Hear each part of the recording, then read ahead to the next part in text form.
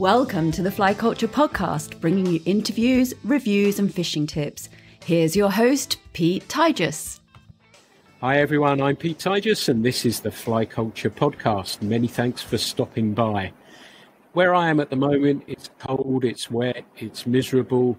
So I thought what we could do is start this podcast by closing our eyes. Imagine we're somewhere warm, we're ankle deep in warm water, we've got a crab pattern in our hands, we're walking the flats, and we're looking for our first tailing bonefish of the day. Perhaps it might even be a permit. And that's where we're going to go today. We're going to, my guest, Will Robbins, who's based in Mexico, he runs the fly shop and guiding service, and he's, even as a young guy now, he's packed a lot into his life already. And I plan to learn a little bit about it. And like I say, although we're based in saltwater country, we're going to look at Will's life as a fishing guide for trout too. So there's loads to talk about. And I hope you find this. I'm really looking forward to talking to him. He's out in Mexico, so it's bright and early in the morning for him. So, Will, it's great to have you here. Thanks for getting up bright and early to talk to me. How are you doing? I'm really good. Thank you very much for having me. I'm really looking forward to having a chat and seeing where it goes. Fantastic. And like I say, in the lead into that, I sort of could close my eyes a little bit, think of a bonefish flat and think of those fish shooting across and that first one on the first day of the trip that you don't see the fish and everything else. And all the excitement's come back. It's been a while since I've bonefished for a little while now, so it has been quite a long time. But that having been said, it must be exciting living in the part of the world you are. Can you tell me a little bit about where exactly you are in Mexico and how that relates to the fishing that you're doing, really? Yeah, so I'm based in Chetumal, which is about as far south as you can go. We're actually, from where I'm sat in the fly shop / office right now, we're about 4 miles or so from the Belizean border. So, we're very close to Belize. The fishery that we have a combination of two. So where I've been doing most of the fishing recently is over in a small town called Mahahual, which is not that well known, but starting to kind of gain a bit of recognition. Also a bit of fishing around Xcalac as well, which is more well known. Then out in Chetumal Bay itself, which we actually share with Belize. If anybody's fished Ambergris Key, they'll have fished Chetumal Bay before. So a lot of the northern areas in Chetumal Bay. So it's a very interesting area. It's an area which has traditionally not seen much angling pressure. More so because most people go to Punta Allen. It's people don't really travel this far south. So as a result, we have a fantastic fishery. We have bonefish, permit, triggerfish, certain times of the year, big tarpon, and then a bit of everything else. Big cooters on the flats in the winter, jacks. Real sort of mixed bag of species. It's interesting, we're going to go off on one of my tangents, but you mentioned triggerfish. And, when I first started saltwater fishing, you'd sort of not really bother making a cast if you saw one of those. And it's amazing to see how that has changed in recent years. Do you get a sense of why that has happened? Have people realised the potential of the fish, or is there another story to it? Yeah, I assume so. I think it more stems from seeing the guys in the Seychelles. They have the Titan triggerfish, a couple of different species of triggers out there that get quite big. And I think fishing for a triggerfish, you have the technicality aspects of fishing for a permit in the sense that they can be quite finicky and very picky. They're difficult to hook. But then if you can get everything right, they're very aggressive, right? So it lends itself to being a great species for somebody that maybe hasn't done a lot of saltwater fishing or maybe, for example, let's say somebody's struggling to see the fish, then you can go take them to a triggerfish flat and they can have a great time. You spot these fish from 100 meters out. So they tail, they're in very skinny water, they're just so visual. So I think that's the main drive for them. And they fight really hard. They're a very underrated species. I call them the Jack Russell of the flats because everybody who goes and chases these fish, the same comment that I get back is, each one's different. Each one's unique. How come I made this shot and it didn't eat? How come I made this wayward cast and the thing came 20 foot and, and hammered the shrimp fly. So I think it's just that I think nowadays, we're moving away from traditionally fishing, let's say, trout fishing, and then it would be, bonefish, permit tarpon. People now fishing for carp, people now fishing for, silverfish, a whole myriad of different species, and I think the triggerfish has kind of been sucked into that as well. That's really cool. Like you say, we're seeing all of these fish given the respect they due across a wide range, aren't we? And that's good for all of us. And I guess it, like I say, when I was first doing it, all that, you'd see them tailing and you'd think, you'd be able to suss out it was a triggerfish and ignore them. Now it's kind of cool to hear and see these images of people catching those things. Can you sense where that actually came from, the triggerfish thing? Did it come from anywhere in particular that trend suddenly come through? Yeah, I say it's an odd one. I've always, when I've taken out clients, I've always encouraged them to throw to triggerfish. I know that I think the main focus on bonefish, permit tarpon has always stemmed from the Florida Keys and that culture of, these are the three species we're going to chase for the IGFA slam. I really think it's probably down to the stuff in the Indian Ocean, the guys in the Seychelles making it cool. Because they only have bonefish, triggerfish, and permit and jeets, right? So I think kind of having that species, and also with social media, a lot more people are really pumping out these images of these triggers because they look interesting, right? They're a weird-looking fish. I think that really captures people's imagination. I have a lot of people, certainly kind of for the guiding that I do, I have a lot of people that will say, what is that? What species is that? I've never seen that before. Can we go target one of these species? And then when you start talking to people about the nuances of the triggerfish and how they're a very picky feeder, but they have for example, not so long ago, a couple of weeks back, I was out with a guy, and it was a terrible weather day, really tough day. And, really your last result is to fish for triggerfish because they're always there. You always have a chance with them. And the guy was a bit sort of hit and miss about it, not really wanting to do it. He saw one fish, big paintbrush tail waving, 100 feet away, hooked the thing, it bit straight through a size 2 SL12, I think, right? So if anybody knows what an SL12 is, it's a hell of a hook. And that captures people's attention, and the word gets around, once people see that and hear about that. So I think that's kind of where it's coming up through sort of a grassroots level. And because we're seeing all these other species as well, like bumphead and stuff like that I didn't, and even, I can remember when GTs first came on the scene, or people were, again, I guess it was more Seychelles-led, wasn't it, than anything else, that these guys were actually targeting these amazing fish. And like you say, sometimes it's easy to be dismissive of social media, but that's a big tick, really, isn't it? And bringing another species out to the wider fishing public, I guess. No, of course. It certainly saves a couple of my days. If we have some bad weather days, and people love them, so it's more power to the triggerfish. Yeah, absolutely, I'm with you. And I like the left field stuff as well, so that's pretty cool. Tell me, I'm talking to a Brit in Mexico. How did you end up there? It's kind of a long-winded story. I originally moved to Belize, getting on for 3 or so years ago now, 3.5 years ago. I moved to Belize to be a guide. Actually, I was on a hosted trip with Orvis, of all things, to Belize and stayed at one of the lodges. Had a fantastic time. Actually got talking with the owner and sort of made I suppose, staked my case for wanting to spend more time here.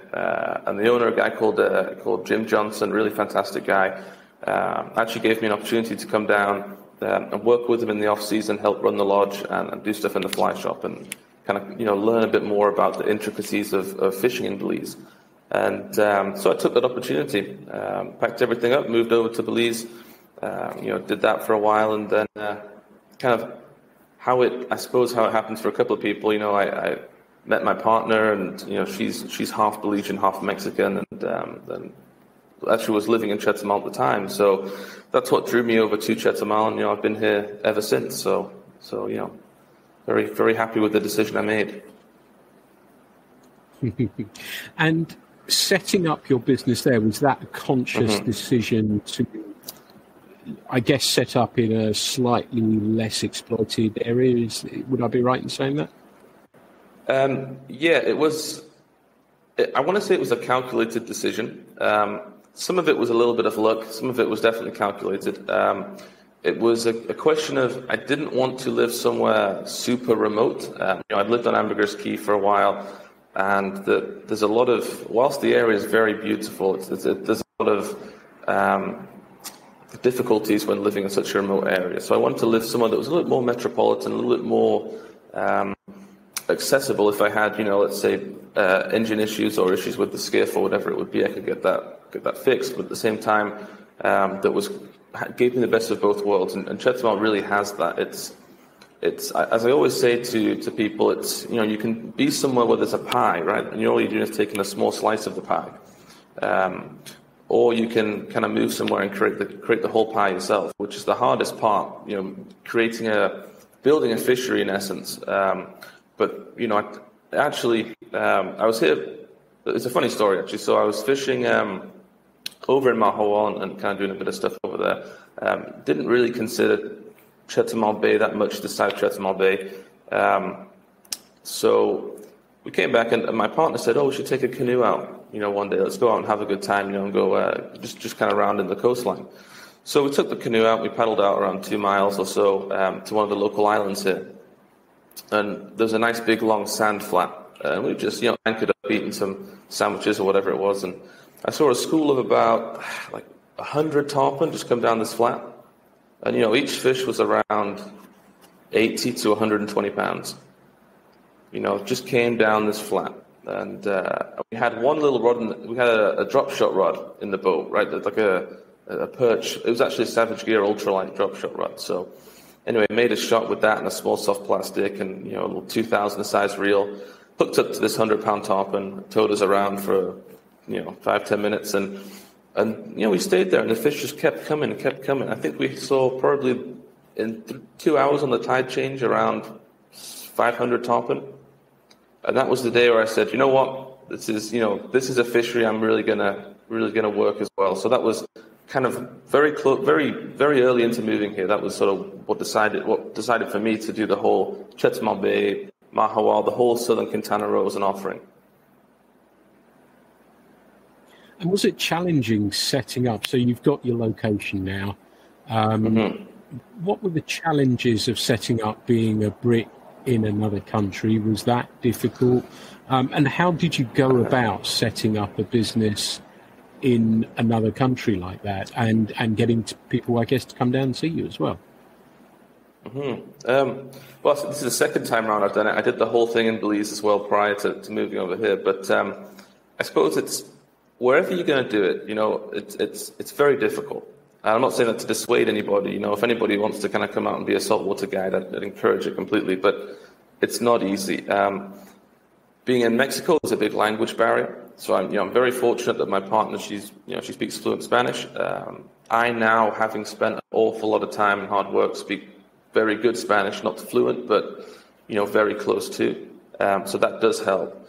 Aside from that, making sure you're 100% legal and legitimate. That's unfortunately we see it a lot down here. Being so close to the U.S., it's very easy for somebody to, let's say, maybe be a guide in Colorado, and then during their close season, come down here for 3 months and start taking people out fishing.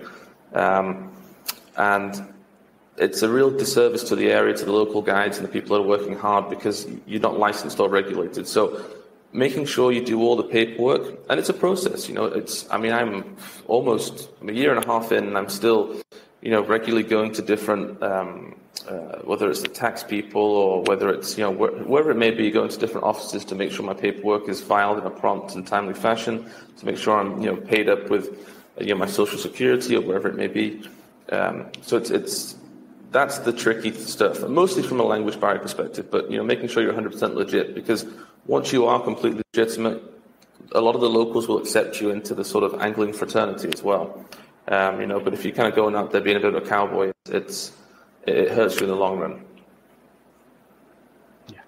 And I guess you do guiding, but also do you have guides who work for you? And if you do, were they experienced guides or did you have to go through a training up process?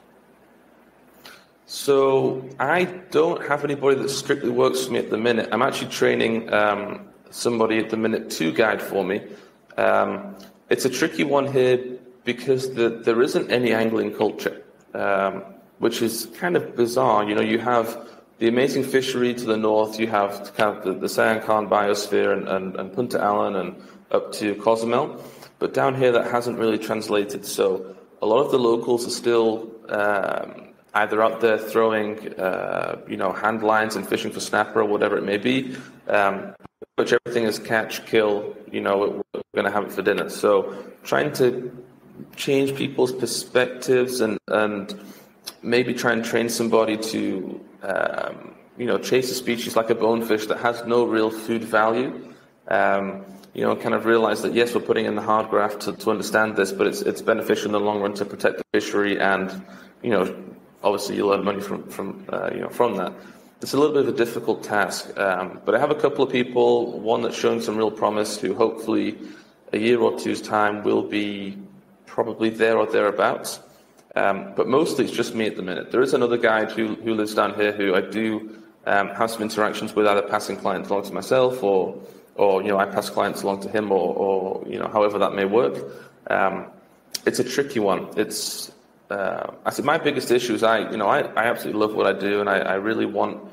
In most cases, probably want people to catch fish and enjoy themselves more than they do. So when I take a trip or when I give a trip to somebody, it's has to have my sort of seal of approval stamp on it. And sometimes kind of letting go of the reins is a bit tricky, my perspective.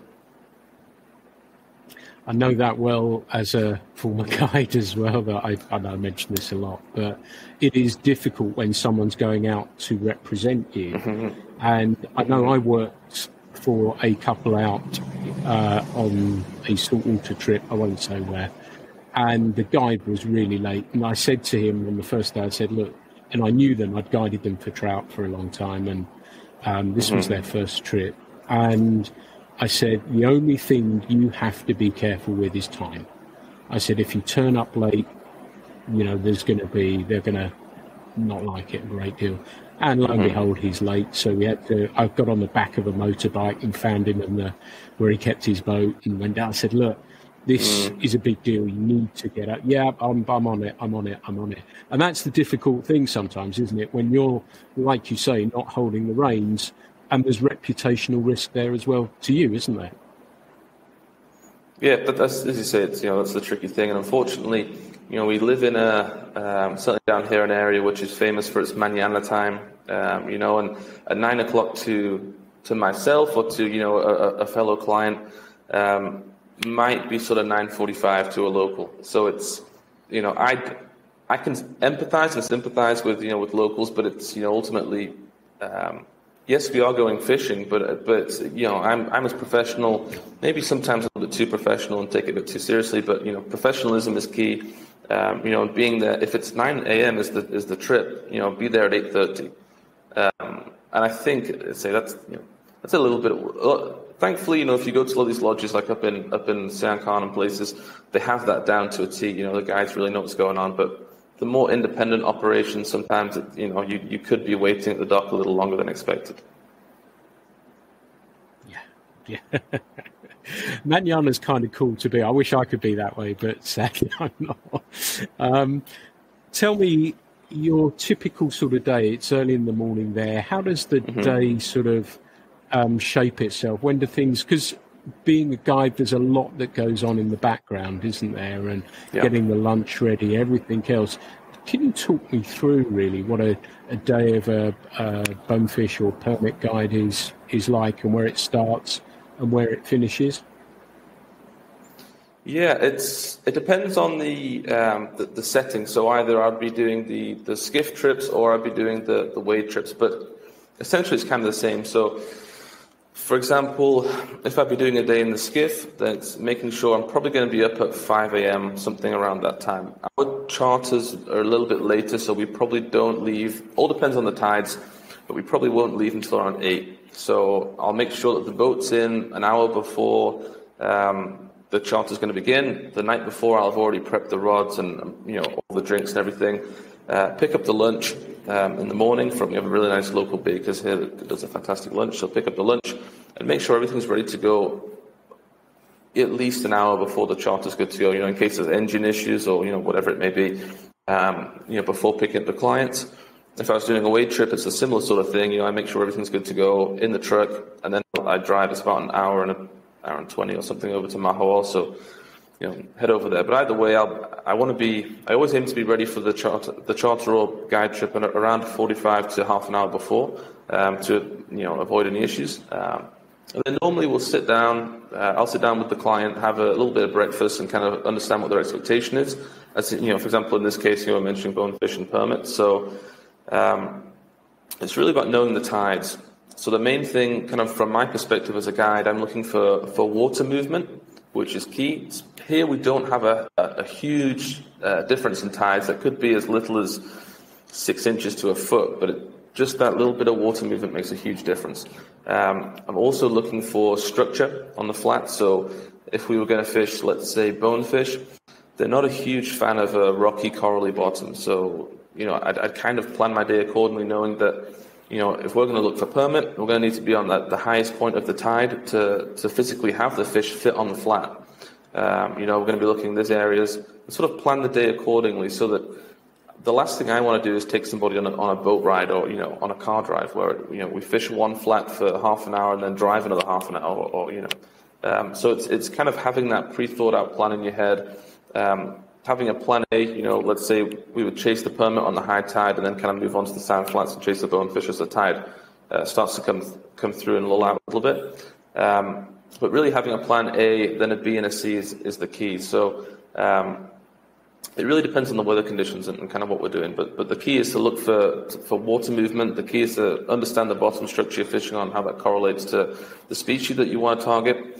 And the third thing is making sure there's life on the flat. So if I'm pulling down a flat and it may look really fishy, there's water movement, good water temperature, and I don't see anything else, it's not a good sign. If you're seeing sharks, you're seeing rays, turtles, whatever it may be, that you're in the right area and the fish should be swimming through. So it's kind of the key things I look for in a day. And then, after the guiding, I always I aim for an 8-hour day, which invariably ends up being about 10 to 12 hours. Unfortunately, I get into it too much. So probably from getting up at around 5 a.m., fishing the whole day to kind of dropping the clients off, and normally I'll stop and have a drink with the clients and kind of see how their experience was, if they have me for a week, kind of if there was something that they would rather I do differently, maybe kind of in giving them instructions on kind of where to cast or whatever it may be, just kind of little nuances on kind of how each person responds to instruction. And then from there to getting back home, I probably don't get back till 9 o'clock at night.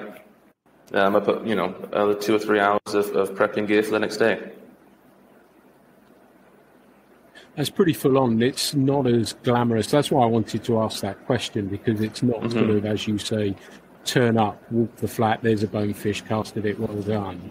There's a lot of the background stuff. And I think that was really interesting to hear about what goes on in the background of where you're planning, where you'll actually fish as well. I think that's really key, that you're thinking about your clients. I guess, does wind direction come into that a little bit as well, or not? Yeah, it does. It's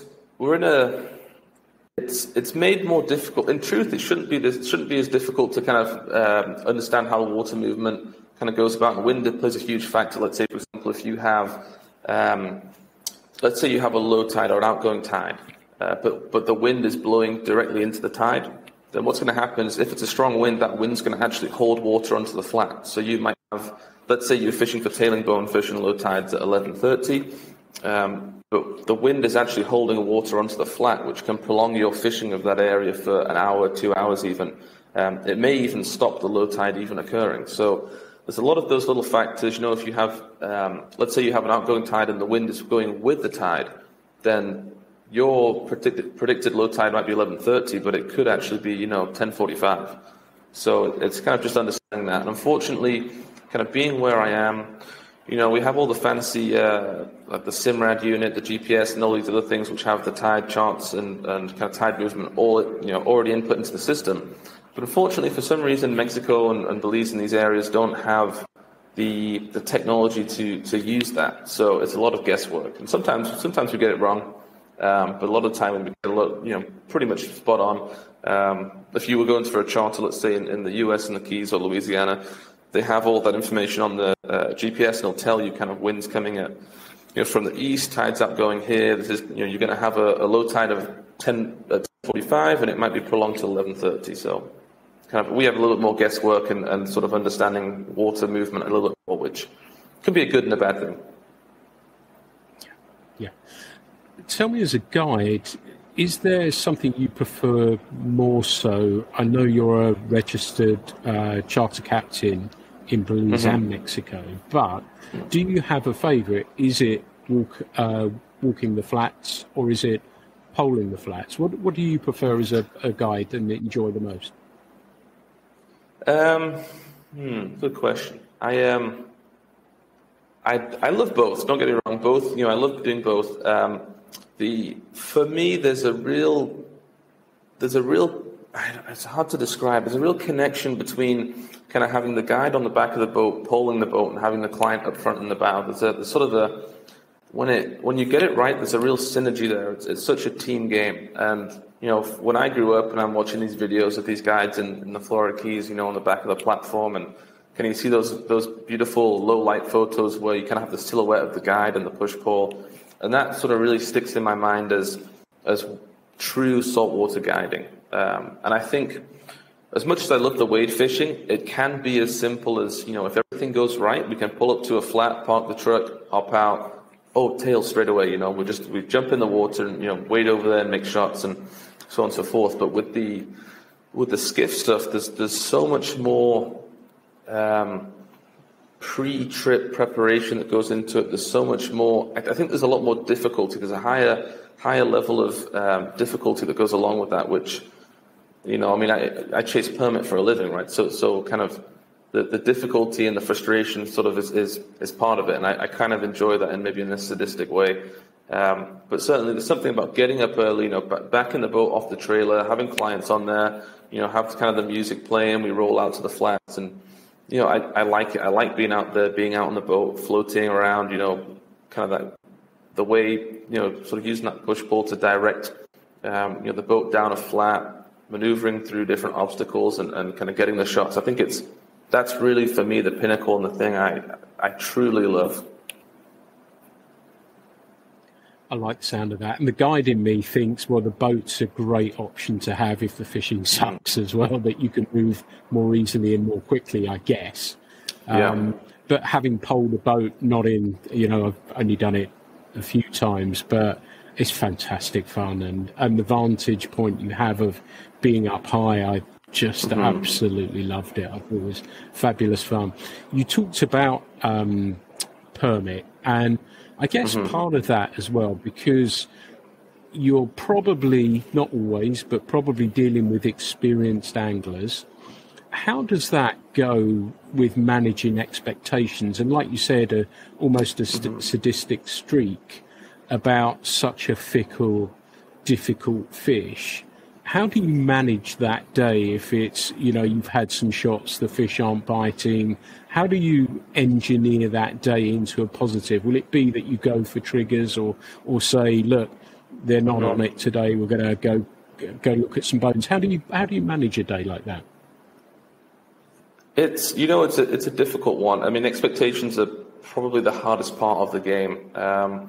Because everybody's seen the fly fishing film tour reels, where somebody's out there, they've condensed 5 minutes of, amazing action. I think people have that in their mind's eye a little bit. You're paying a lot of money to be out here. So I think certainly on my end, I would think it's probably a 70-30 split, 70% newer anglers who thankfully don't have that kind of preconceived notion of I'm going to go out there and catch a bunch of fish or kind of whatever it may be. So I think that the prep work starts months before the actual trip, talking with the client, making sure they understand what I'm going to be asking of them, making sure they actually go and practice, right? That's the number one thing. So few people come down here and have actually practiced. So, making sure they're out there a couple of weeks before, throwing in a 9-weight, understanding, yes, you're going to be making shots into the wind. And I think all that sort of goes into forming that expectation that we might only get 5 or 6 shots at these fish in a day. Normally I would say for 10 good shots at permit, you should be looking at getting a neat off maybe 2 or 3 of those to kind of give some perspective. And I think a lot of people understand that. And when you actually get out there and realize just how difficult it is, I think most people are cool with that. They understand, actually, maybe I'm not quite there yet, or, But a lot of people just seeing the majesty of the permit, right? You see this thing in 3-foot deep water and its tail comes out, and it's waving around. And I've had people who've just frozen, they just said, I can't do this. Let's just watch the thing. And so I think a lot of people understand that with the permit. And yeah, generally, if the permit fishing's tough, which I don't think permit are that difficult. I just think it's the psychological game that we play with them. But if we've had a tough day on the permit fishing sort of front, then we'll go back in the lagoons, fish with some small tarpon. They're generally always feeding. Maybe put a few bones in the boat, or catch a few bones whilst wading. Or the trigger fish. It's something interesting is certainly, I don't know if it correlates to other fisheries, but certainly with our fishery, we have a really interesting mix with the permit and the triggerfish. It's almost a symbiotic relationship. So a lot of times if you see a school of triggers, there'll be 2 or 3 permit in that school of triggers. So, if you're making a shot to a permit, sometimes, they'll hook up on a trigger, which, doesn't kind of, they'd rather have the permit, right? They're still happy to hook something. So we sort of have a little bit of that. I think most people, once they get out here and they realize, it's blowing 20 miles an hour and it's difficult, I think they realize the sort of limitations. It's interesting you said 70-30 newcomers.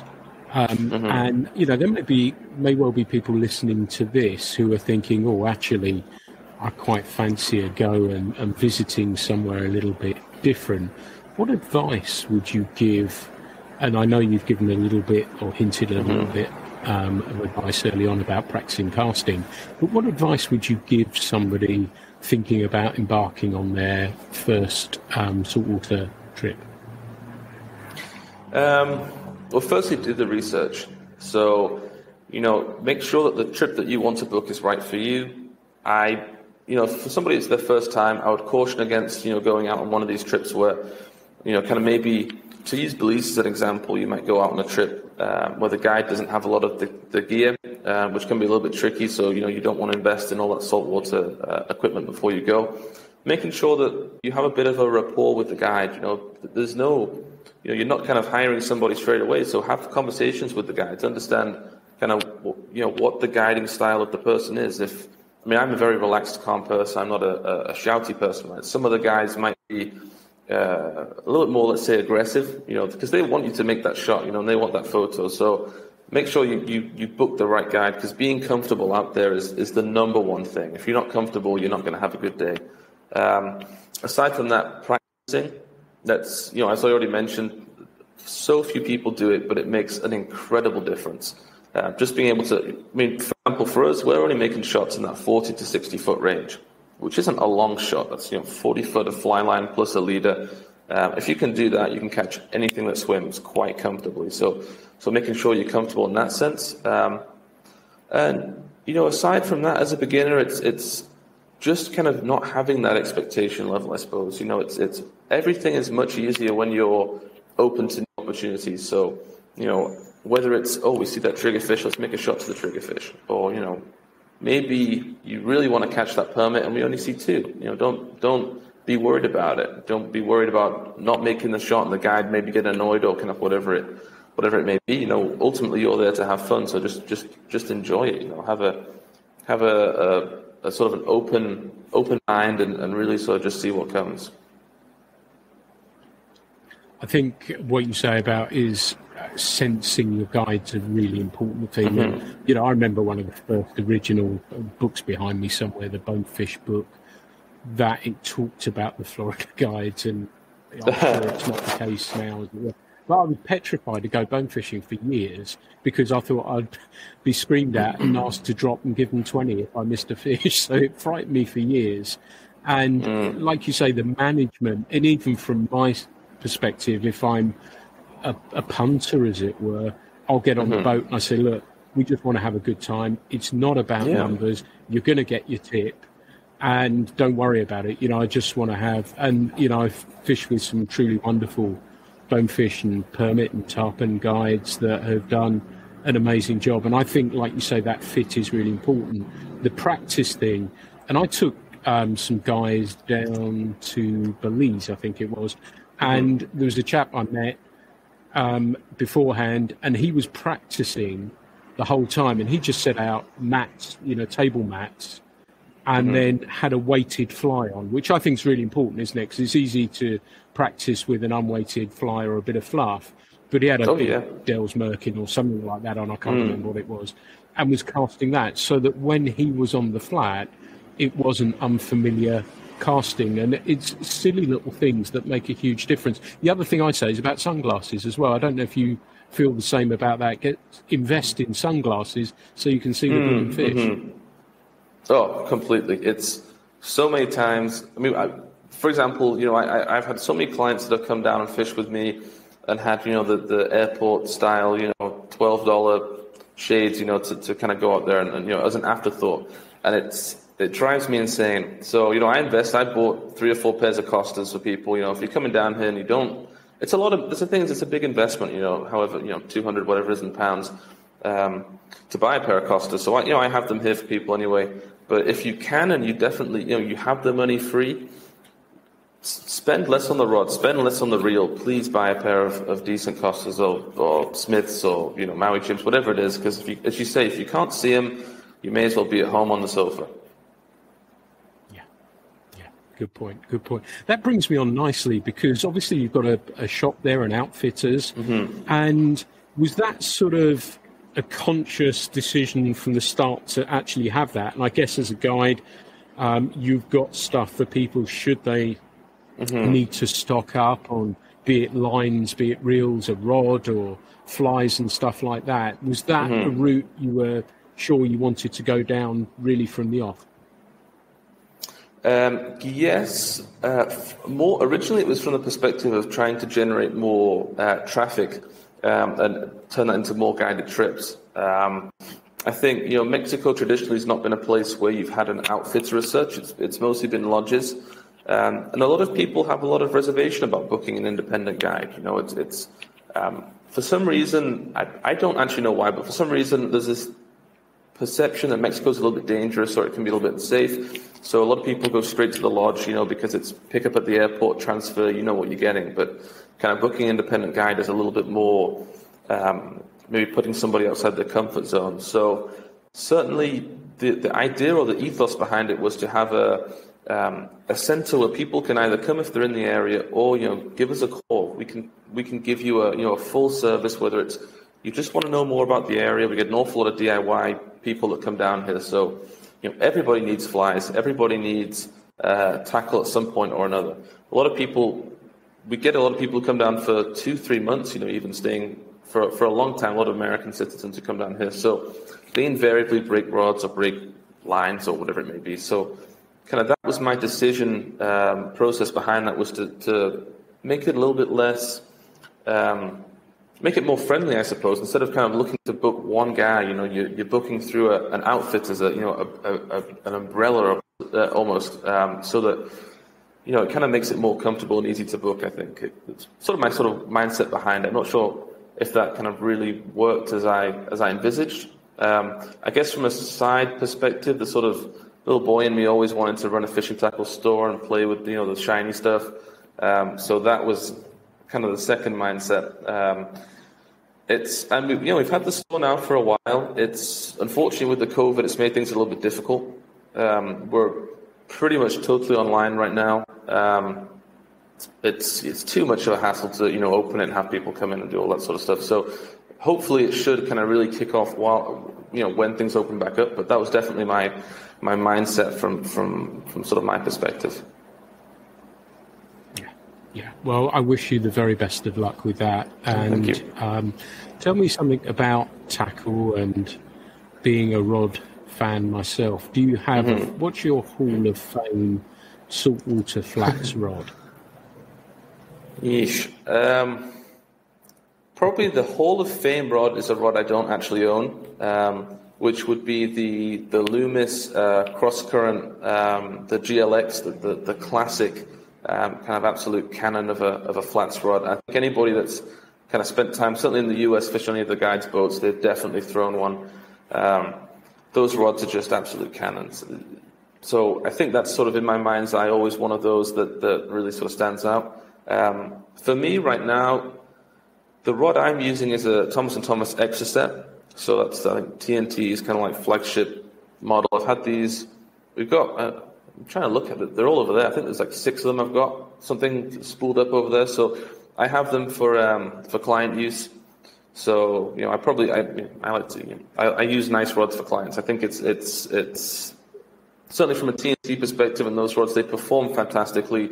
They don't collapse. You know, you can deliver a nice tight loop in pretty much any condition. So that's my go-to rod for the minute. You know, we have those rigged for clients. They can use it kind of on, you know, whatever they want to do if they want to bring their own kit. But that would be the one to go with. I also really liked the Scots. So the Meridian was a fantastic rod. And what's the new one? I think it's called the Tidal. The cheaper one is also a really fantastic rod for the money. So I'm kind of one of those people. I'm not so much a tackle tart when it comes to the rods. The reels are really where it kind of sticks out to me, and the sort of shiny, you know, whether it's the A-bulls or the T-bulls or kind of whatever it may be. But I think certainly in a rod perspective, if somebody was looking to buy a flats rod, I think it's, you know, anything that's sort of a fast action in that sort of $400, $500, $600 range is, you know, they're all pretty similar. So. And I guess one of the things I'm just sort of rewinding in my mind a little bit as well about what you were saying about a newcomer, and we talked about sunglasses and stuff like that. And even now in more recent times, you know, one of the common things, I know they always say not too many false casts when you're covering a fish. And that brings me nicely onto fly lines as well, and the importance of having that fly line that's going to load the rod quickly, is easy to cast, and delivers the fly to the target. I guess you must have seen that move on in leaps and bounds in recent years as well. Oh, completely. The fly line is the most important piece of the game. You know, it's you can have you could buy any rod from $500 to $1,000, and you know the reel, you know, anything like that. They're all pretty similar. But when you choose a fly line, it is the key thing. It's what delivers that fly to the target. And so often people buy the cheapest line they can find, or, you know, they don't really consider it, or kind of buy a combo. And I had a friend of mine who likened it to that scene in Harry Potter where, you know, where it's just kind of the one chooses the wizard. So it's very much like that. If you were buying a fly line, I mean, the technological leaps and bounds going from just, if anything, a braided core, having that non-stretch fly line, it's a game changer. I don't know why it's taken so long, but being able to feel everything, whether you're kind of pulling through grass or that fish bumps it, you know, or if the fish is tailing on it, you can feel it suck in the fly. And being able to hook set on a fish that's 60 feet away and not have 3-4 foot of stretch. So that's a real big advantage. But certainly with the fly lines, there's so many on the market, and it's really a case of, before you invest, I mean, I don't know what it is in pounds now, 70, 80, could be 90 pounds for some of these top of the line, you know, Rio, the Flats Pros or whatever it may be. See if you can go out and throw a few. My personal favorite is the Cortland Flats, the all-round Flats blue fly line. Liquid crystal, I think that's a great one. A lot of new anglers really like that because it's not so aggressive. But I do like that Rio line as well, the new Flats Pro. It's a very aggressive, overweighted line, but it's once you get a handle of it and kind of, you know, really sort of master the nuances of it just flies. So that's the key, and you're picking something which you really like, that you're comfortable with, and that you can actually, you know, make a decent presentation with. Nice, good tips.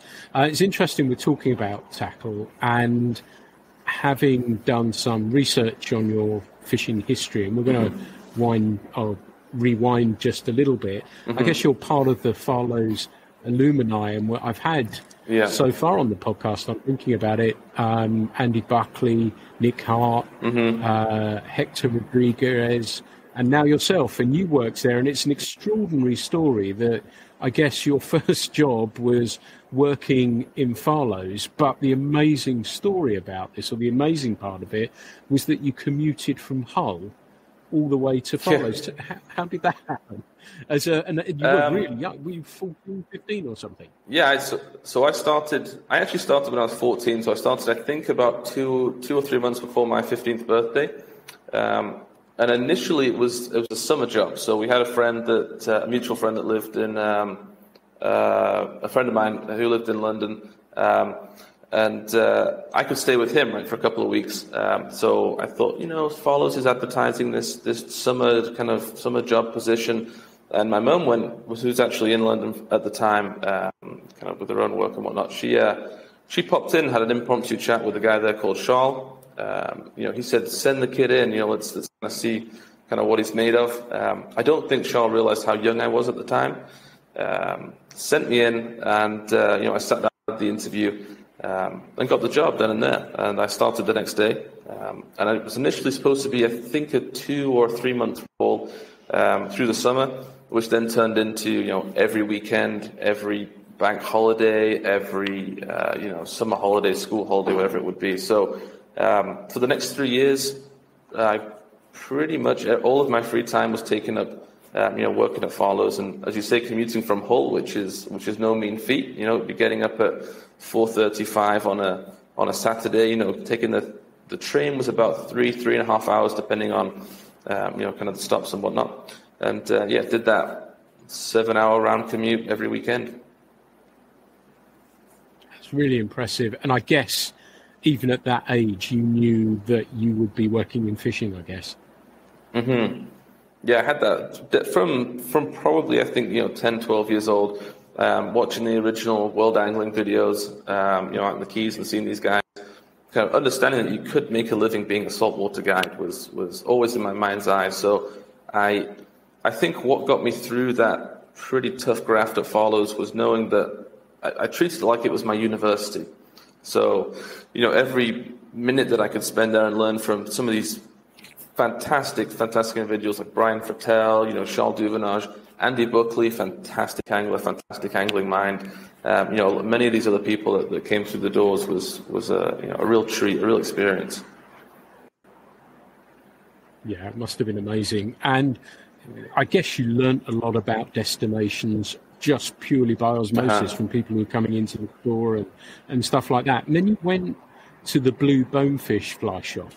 Now, where was that, and what was the culture difference? Was that a direct move from there? It must have been quite a culture shock. And So Blue Bonefish actually came about. Whilst working at the lodge in Belize, they actually owned the fly shop as well. So kind of that little crossover. Having worked at the lodge for a while, I actually bought myself a fly skiff from the US, Beavertail Mosquito, and kind of got all that licensed and ready to go. I was working with a company down there, training guides and running guide trips and doing the different things there. Doing the Blue Bonefish on the down days. So I did a couple of days a week there, and that was actually on Ambergris Key in San Pedro. So very, all saltwater specific. We didn't have any dry flies or anything, and it was mostly selling to people that had already come down with the view to do guide trips. So most of the actual selling in the shop was guide trips. A lot of tying flies for the store. A lot of DIY anglers as well that would come in and buy a couple of the must-have flies, or spools of tippet, or whatever it was. And a lot of time kicking back, sharing a beer with somebody and kind of talking fishing stories for most of the day. So it was very, compared to Farlows, it was very relaxed. It was almost the opposite. I would have said there wasn't that same level of sort of me learning or passing on information. It was more just an informal, selling a little bit of tackle here and kind of, telling fishing stories, I suppose. Cool. And it's interesting as well, in between that, as well as your saltwater background, you have a trout background as well, and you worked as a trout fishing guide. Where were you doing that? Not so far away from where I grew up. So we have a couple of chalk streams just north of around Pickering and Driffield area. So I was doing a little bit of guiding up there. Did that for getting on for 3 years or so. And that in of itself is, I mean, it's a complete 360, complete 180 from what I was doing or what I have been doing in the saltwater world. So, yeah, trout fishing is interesting. I don't think it's any less challenging or any more difficult than saltwater fishing. It's just completely different, and equally as interesting. It's interesting. I didn't realise it was Driffield. I can't quite match your hull to London every weekend, but I know I drove to Driffield for the day to fish there, and went back again as well, which was quite exhausting. And that's quite a tricky place to fish as well. The wind blows a bit there, doesn't it? And it's not the easiest at Driffield. I went there the year it opened up and you could get a day tickets. It was Andrew somebody who was offering, and it was the first season that they did it, and you could get a lunch and all that sort of stuff. But that was not easy to fish either, was it? No, the topography of kind of where I'm from doesn't lend itself very well to fly.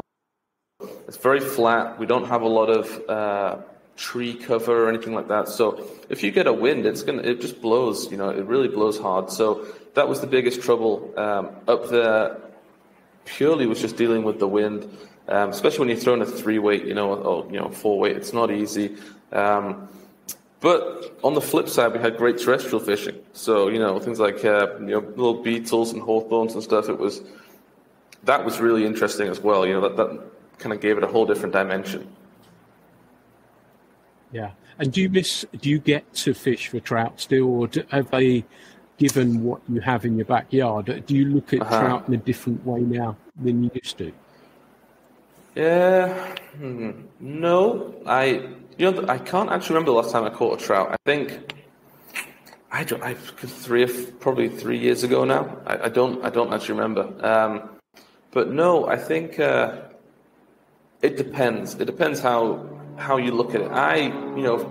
Personally, I'm very. How do I make this sound polite about myself?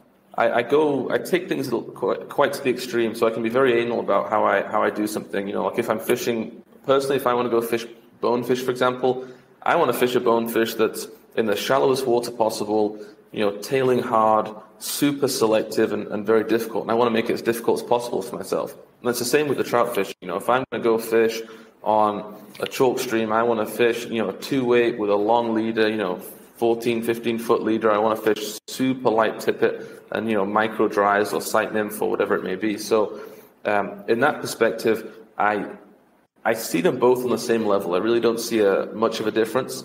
I think it'd be very unfair to talk about the trout or the grayling fishing, because I think it's such firstly, it opens doors for pretty much everybody. Most people begin their fly fishing journey fishing for trout. But, you can make it as easy or as difficult as you want to, just the same as you could do here in the saltwater. Yeah. Tell me something then. From a fishing perspective, you're still really young. And I looked and saw that you had a IGFA record and one of the youngest people to do a back-to-back slam on the fly. To give people a perspective, how old were you when you actually did that? I think I was 16, I believe. 16 or 17. So, what happened, actually, I was fishing in the Florida Keys with a friend of mine, a guide called Shane Smith. And we went out prime worm hatch sort of time of the year, basically to go tarpon fishing. And it for whatever reason happened that the tides and the moon was just perfect for permit fishing. So, we got out there day one, did a slam, I think, super early, kind of, probably like before 2 o'clock, something like that. Day two, then went back and did another slam again, before 2 o'clock. So for people who don't know, slam is a bonefish, a permit, and a tarpon in one day on fly tackle, which is no mean feat. It's not we don't do a lot of them, but I went back, and because, personally for me, I fish everything IGFA legal. I just think it's the most ethical way to do it. So because I was fishing IGFA legal, I looked back in the records, It has, all the dates, who caught what, how old they were, where they caught it, so on and so forth. And I can't find anybody younger than myself who's registered an IGFA slam, and certainly a back-to-back slam. I can't, in the records, I could be incorrect, but, I checked those a bunch of times and I can't see anybody doing that before I did. Yeah, it's really cool. Well, many congratulations on those. That's a huge achievement. Thank you. I was thinking back, and one of the questions I was thinking through in my mind when I just asked the one that I previously did was about the approach to fishing, and when you said you want that super hard bonefish that's tailing hard, and you sound just like me. I want the hardest fish that there is. Do you think that is because we get, and we're lucky enough to get more time on the water, so we're not trying to pack everything into a holiday or whatever that may be? So you want that, if it's a trout in a back eddy somewhere that's a real tricky one, a bonefish like you're saying that's super difficult. Do you think that is a function of being able to have that time to look at those opportunities a little bit more closely? Oh, completely. I think that's, you've hit the nail on the head. I think that combined with the fact that, we have just fished a lot of days. And I think, I hear a lot, I'm still very young, but I hear a lot of older anglers kind of talk about that transition of, kind of wanting to go out there and catch as many fish, then catch the biggest fish, and then kind of just be happy catching a fish the way you want to catch it, And I think I've gone through those stages very quickly. And I'm kind of at that stage where I don't really mind. Like on Saturday, I got up, it was windy. I thought to myself, I'll stay at home today. I want to go catch a fish in this specific way. I don't want to try and battle with the wind. I think that's completely it. People who come down here for a holiday, it might be their one chance of the year. It could be their one chance to ever, come fish a flat. So, you just want to get that, that golden ticket, catch that bonefish, have the photo, and, be able to talk about it. Whether it's fishing trout, whether it's, me wading a flat for bonefish, I can do this any day of the week. So I think definitely we then have a little bit more ability to mix things up and do things differently. And I don't mind if I go out there and try this new fly I've thought up, and everything I throw is refused, and I'm left scratching my head, because I actually appreciate more the days or I certainly remember a lot more the days where I've been out there and everything's been fantastic. I'm thinking it's going to happen, made the shot, the fish comes behind it, tails on it, and then for whatever reason spooks out of there and refuses. And those sort of days are more important, I think, from a professional working standpoint, and trying to understand why that happened. As opposed to going out there and catching a bunch of fish. So I think certainly we get more time on the water, and we have the access to the water, which definitely changes our perception.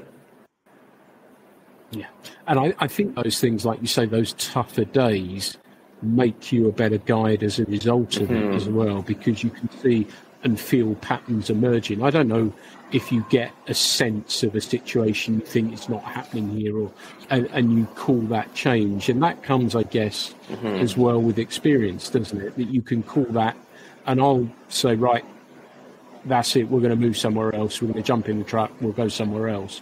Is it similar for yourself, that you get that feel that it's not happening, let's move, and you call the change? I suspect you're similar to me and many other guides that I know, that you don't go through the motions. You actually say, no, that's enough, we're going to move, let's find these fish, rather than get the clock to run down. Right? I guess I'd be right with that, would I? Oh, yeah, completely. It's the last thing I want to do is do the kind of, I've heard it called before, the milk route, where you just kind of going around and you go to the same places and give someone the same experience. Because, yes, I am a guide, but I'm still an angler, at the base of this. And I've paid for plenty of guide experiences that have been good and bad, so I know what I think should be delivered to somebody. So, certainly it's.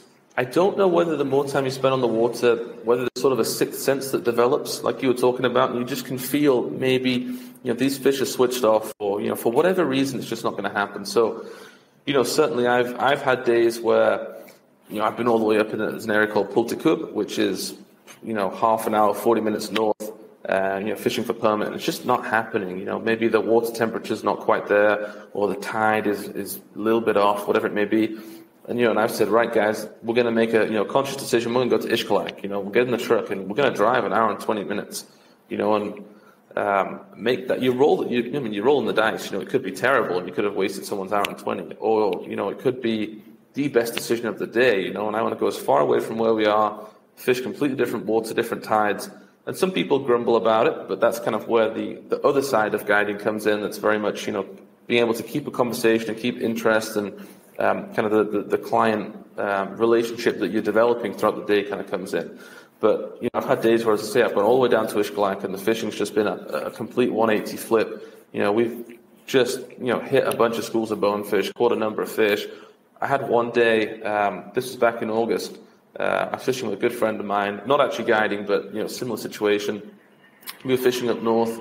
It was turf. It was just not quite there. We made the conscious decision that it's about 3:30 in the afternoon to go all the way to Ishkalak, which would give us like an hour of light left, or an hour and a half of light left. Went all the way down. We ended up catching 7 permit in an hour and 15 minutes. So just that change, finding that good water, that clean water that's the right temperature, the right current flow. And, if it doesn't always pay off, but, 9 times out of 10, it definitely works. It's kind of nice when it does, though, isn't it? Yeah, very validating. Yeah. I had a conversation with Gerald, who's running the business now, and about a guest, David from Canada, who came over, and we'd been on the lower river and we'd been hitting epic olive hatches, and they were really fantastic fun. And the next day we decided to go up on Dartmoor, and we caught some fish. And it's like you say, the relationship you have with your guest for that day. And we'd had lunch, and he said, "What do you think, Pete?" And I said, I can't stop thinking about that olive hatch.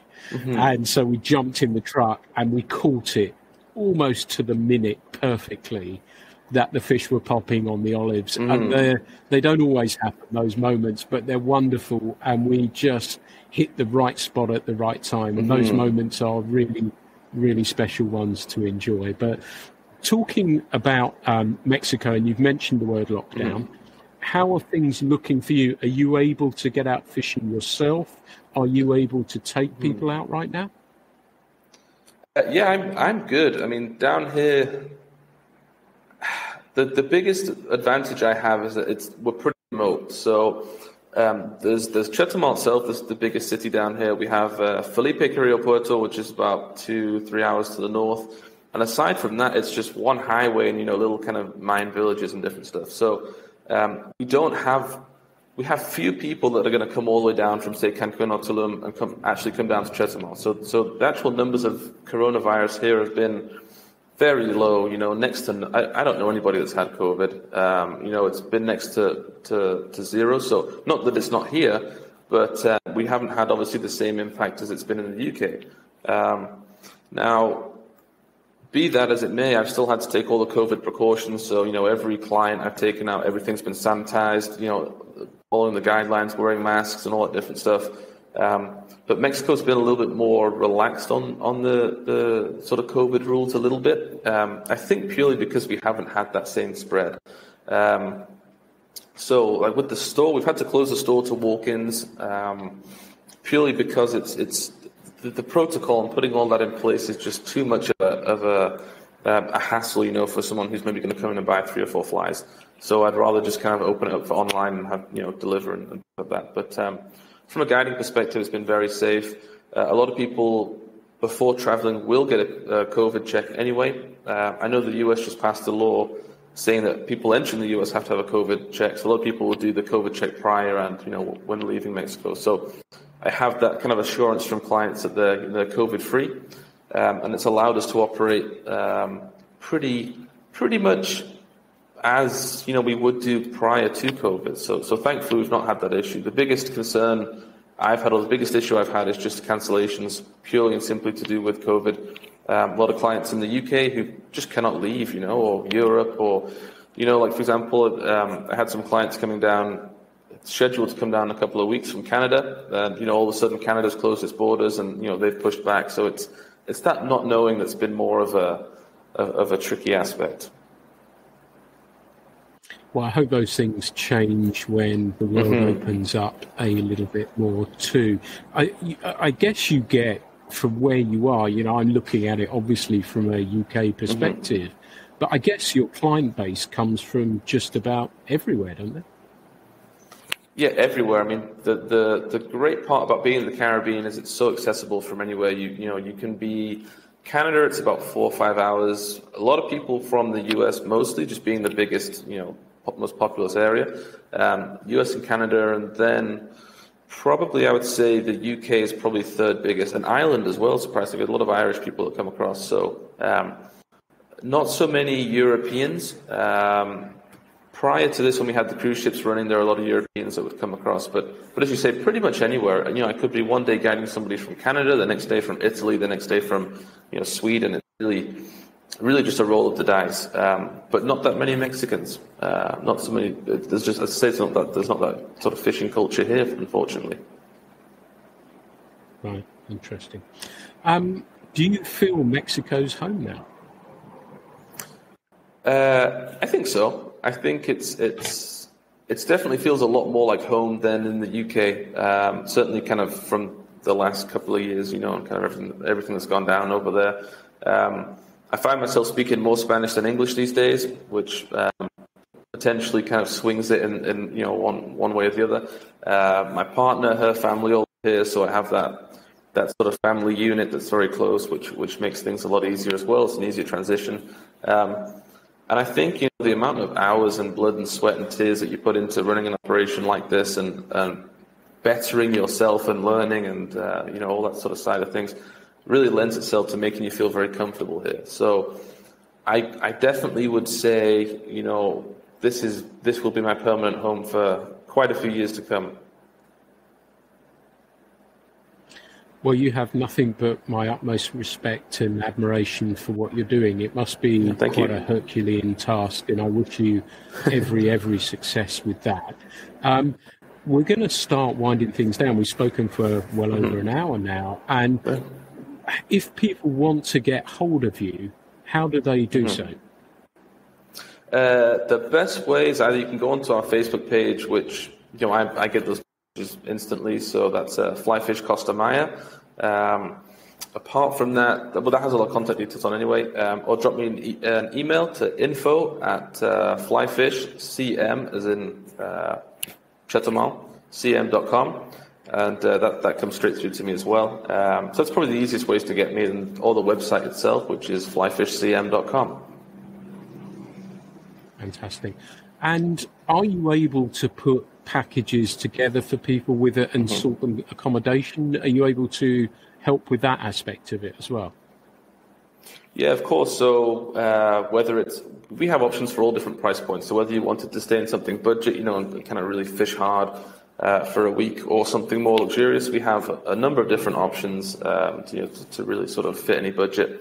And packages, we can do anything, whether it's you want to do a couple of wade trips or jump out on the skiff. We're actually right now building a micro skiff to fish the lagoons for tarpon and things like that as well. So it's another offering that we're going to be doing in the next couple of weeks. So there's really a real variety of whatever species that somebody wanted to chase or however they wanted to fish them. We have all that available. And where do people fly into as well? Best bet would probably be Cancun. It's probably the cheapest and the easiest, most direct route. Then what I'll do is go pick clients up in Cancun, or I can arrange, for a hire car or whatever whatever they prefer to do. If you're coming from the UK, the other option is to fly into Mexico City and then take a transfer to Chetumal itself. And that probably is the easiest route. It negates having to do a 5-hour drive or a 4-hour drive from Cancun down, especially when you arrive at 4 or 5 o'clock at night. So that's definitely, and they're about the same price. There's not so much difference. So that's probably the two best options. That's fantastic. And I guess you're keeping your fingers crossed the world opens up a little bit more relatively soon. I hope so. I'm glad that at this point, things are slowly moving. And, it looks like we're sort of moving to an end result. Certainly, it's been good to see the Six Nations have been on and things have been kind of coming a bit more kind of full circle. But I really do keep my fingers crossed. I'm really hoping that certainly, back home in the UK where it seems that, we seem to be affected quite badly, that at least we're pushing on with a vaccine and people starting to have their kind of life come back a little bit. Well, I wish you again all the very best. And it's been fascinating to talk to a fellow guide as well, but also to see what goes into, and people are getting a really interesting insight into you as a fishing guide, which I think is really important, that if you know who you're going to be taken out with, you can feel comfortable spending time with them. They feel the same way as you do. I think that's really key. So it's been fantastic speaking to you, Will, and I've really enjoyed it. I've not bonefished for a while now. It's really ignited my passion for it. And again, I wish you the very utmost of success, and I hope things open up for you before too long from a UK perspective, certainly. It's been fantastic talking with you, Will. Thanks for taking the time for chatting with me today. Oh, brilliant. Thank you very much for having me. And as I say, if you have that bonefish itch, then, you're always welcome to come down here and scratch it. Fantastic. Will Robbins, it's been brilliant speaking with you. Everybody, this has been the Fly Culture Podcast. I hope you have enjoyed this one as much as me.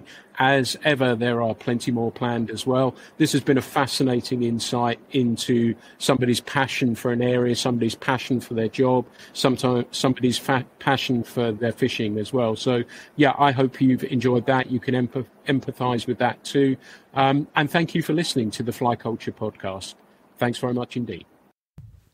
The Fly Culture Podcast is brought to you in association with Fly Culture, a quarterly print magazine. For more information, please visit flyculturemag.com. You can also find Fly Culture on Instagram, Facebook, and Twitter.